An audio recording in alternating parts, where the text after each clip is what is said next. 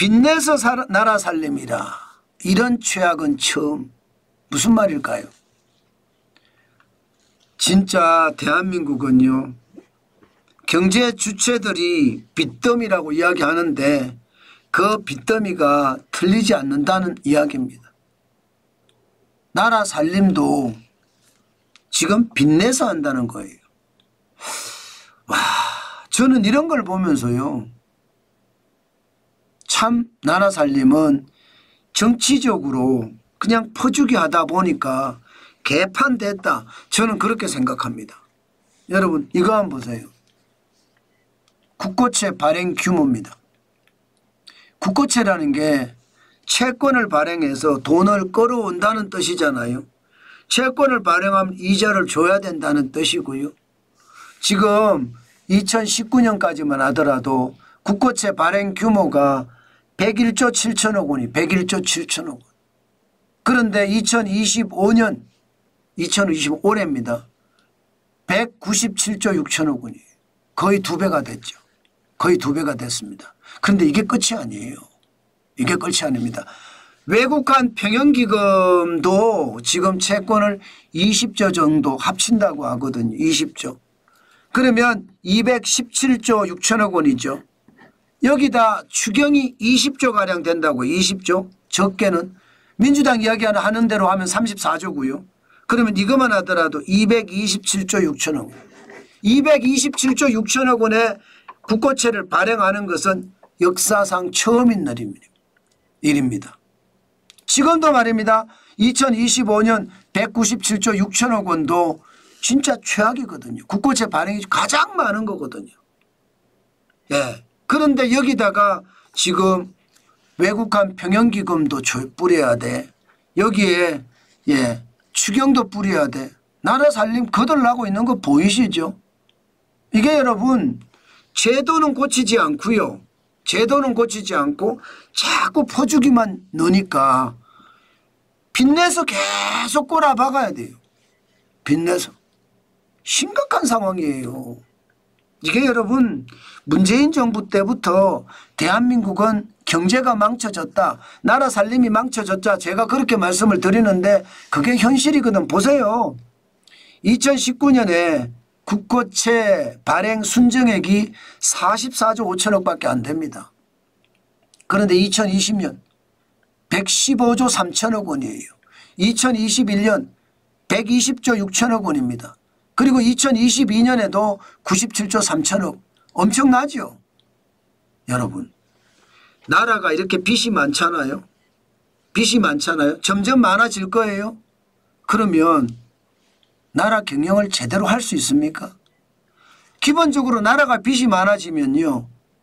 이자 내는 게 너무 크게 되고 이자 내는 게 크게 되니까 이게 새로운 국가 성장 동력을 만들 수가 없어요. 미국이 지금 보호무역주의를 왜 쓰는데요? 왜 관세를 15% 20% 올리는데 국고가 거덜났기 때문에 올리는 거예요. 관세 올려서 국고부터 채우자. 이게 트럼프 대통령의 핵심 정책이거든요. 우리는요. 국고가 거덜났는데 더 거덜내고 있습니다. 더 거덜내고. 국고가 지하까지 떨어졌다고 하는데 더 뿌리고 있다니까요. 실제로 말입니다.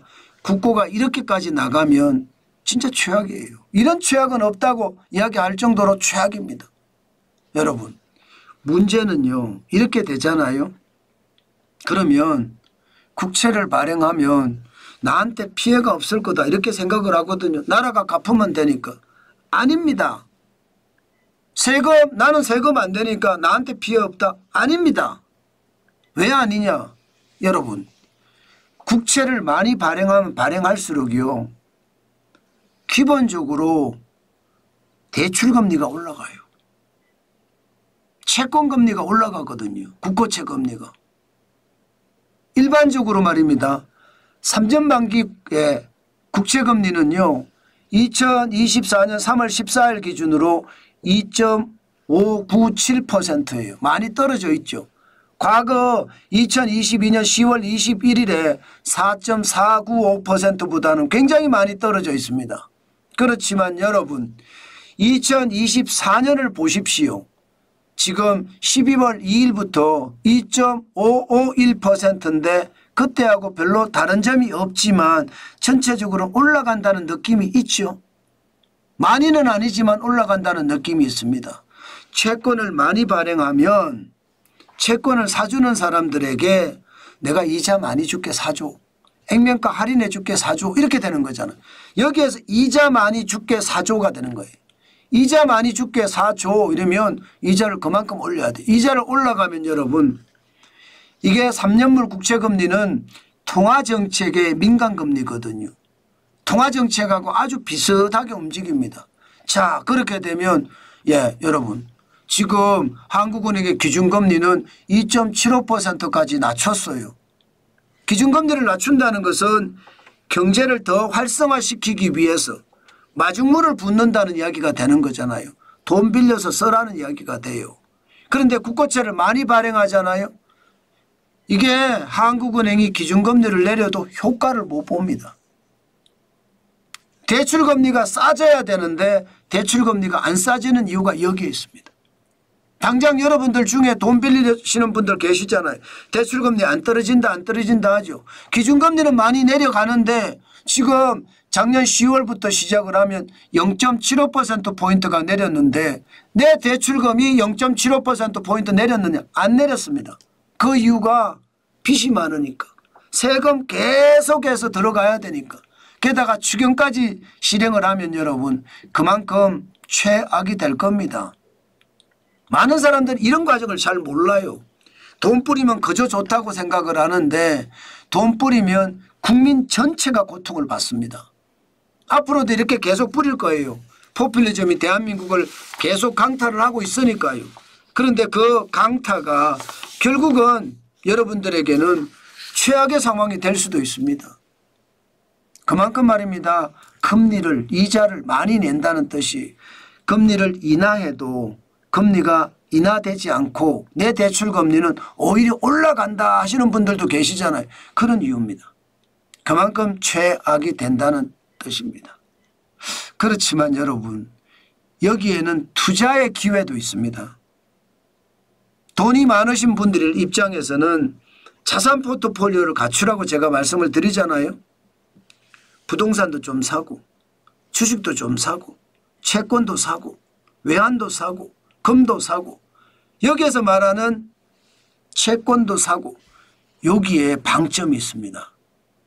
왜냐하면 채권을 많이 발행하다가 보니까 이게 채권의 가격은 떨어지고요. 수익률은 올라갑니다. 더 많이 이자를 줄게 이렇게 되는 거예요. 그래서 이게 기회 요소도 있기는 있습니다. 이게 어떻게 생각하면 진짜 진흙밭에서 연꽃이 피는 그런 느낌은 들죠.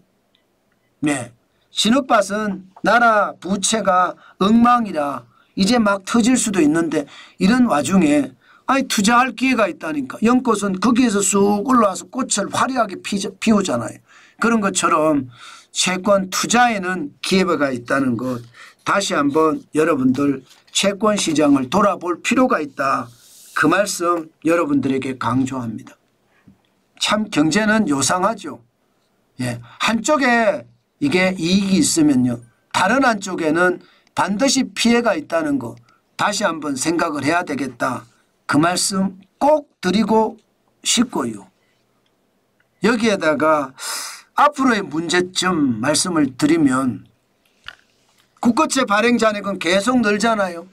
2023년까지 보면요. 전체 발행 잔액은 1016조 1000억 원입니다. 엄청나죠. 아마 2024년은 더 늘었을 겁니다. 연간 발행 규모가 지금 158조 4천억 원이니까 좀 더 늘었을 거예요. 여기서 순정으로 따지면 계산하면 나올 텐데 그래도 많이 늘었을 거다 이렇게 생각을 하고요. 2025년에는 197조 6천억 원이니까 국고채 발행 규모는 점점 늘어나겠죠. 그럼 부채는 천정부지가 될 겁니다. 지금 2024년 기준으로 1196조 2천억까지 된다고 하잖아요. 그러면 GDP 대비해서 51%를 넘어갈 수도 있다는 이야기가 나옵니다. 그만큼 나라 살림이 죄송합니다. 이런 표현 쓰겠습니다. 개판입니다. 나라 살림을 걱정하는 죄송합니다. 또 이런 표현 쓰겠습니다. 새끼들이 아무도 없습니다. 나라 살림을 빼먹는 것은 좋은데 채워넣는 것은 안 한다는 뜻이에요. 참 심각하죠. 결국 말입니다. 결국 채무가 많이 올라가잖아요. 국고채를 많이 발행하면 대출금리가 안 떨어지는 것도 그렇지만 채무가 많이 발생해서 나라 살림이 점점 뭐 필리핀의 모양새, 그리스의 모양새, 아르헨티나의 모양새, 베네수엘라의 모양새 이렇게 간다는 것은 결국 여러분들의 부담이 커진다는 거예요. 지금은 아니지만 앞으로 더 많이 부담이 커진다 이렇게 얘기해도 틀린 말은 아니라는 뜻입니다.